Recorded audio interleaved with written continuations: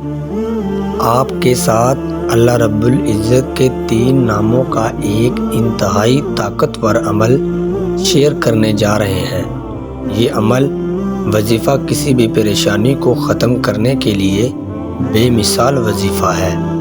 اگر آپ کی کسی بھی قسم کی کوئی بھی پریشانی یا رزق کی وجہ سے پریشان ہے، اولاد کی وجہ سے پریشان ہے، دشمنوں کے شر کی وجہ سے پریشان ہے، یا اس کے علاوہ کوئی اور آپ کی پریشانی ہے، تو اس پریشانی کو ختم کرنے کے لیے آپ اللہ رب العزت کے ان ناموں کا ورد کرنا شروع کر دیں۔ چند دن آپ نے یہ عمل کرنا، انشاءاللہ آپ کی بڑی سے بڑی پریشانی اللہ رب العزت اپنی رحمت سے ختم فرما دے گا۔ طریقہ عمل: آپ نے یہ وظیفہ پڑھنا کیسے ہے؟ وظیفہ پڑھنے کا طریقہ کار اچھی طرح سن لیں اور سمجھ لیں۔ جیسے کہ میں نے پہلے بتا چکا، یہ عمل وظیفہ اللہ رب العزت کے 3 ناموں کا وظیفہ ہے، جن میں ایک اللہ تعالیٰ کا ذاتی نام ہے اور 2 اللہ رب العزت کے صفاتی نام ہیں۔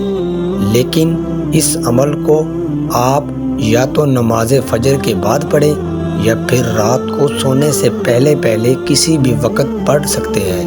آپ نے کرنا یہ ہے کہ جو بھی آپ کی پریشانی ہے، آپ نے اس کا تصور کر لینا ہے، یا پروردگار میری فلاں پریشانی ہے، اے میرے مالک تو اپنی رحمت سے، اپنے فضل سے، اپنے کرم سے میری اس پریشانی کو دور فرما۔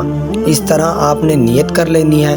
نیت کرنے کے بعد آپ نے سب سے پہلے پیارے آقا سرور کائنات حضرت محمد صلی اللہ علیہ وسلم کی ذات اقدس پر درود شریف کا نذرانہ پیش کرنا ہے۔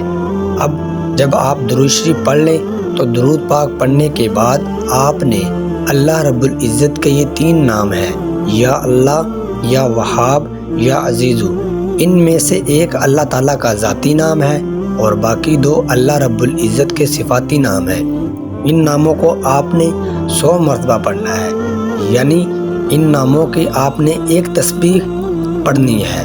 جب آپ 100 مرتبہ اللہ تعالیٰ کے یہ تینوں نام پڑھ لیں تو آخر میں آپ نے پھر نبی کریم صلی اللہ علیہ وسلم کی ذات اقدس پر درود شریف کا نذرانہ پیش کرنا ہے اور اپنے ہاتھوں کو اللہ رب العزت کی بارگاہ میں اٹھا لینا ہے۔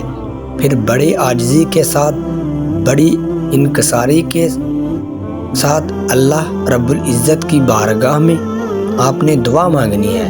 چند دن آپ نے یہ عمل کرنا، انشاءاللہ آپ کی بڑی سے بڑی پریشانی اللہ رب العزت اپنی رحمت سے ختم فرما دے گا۔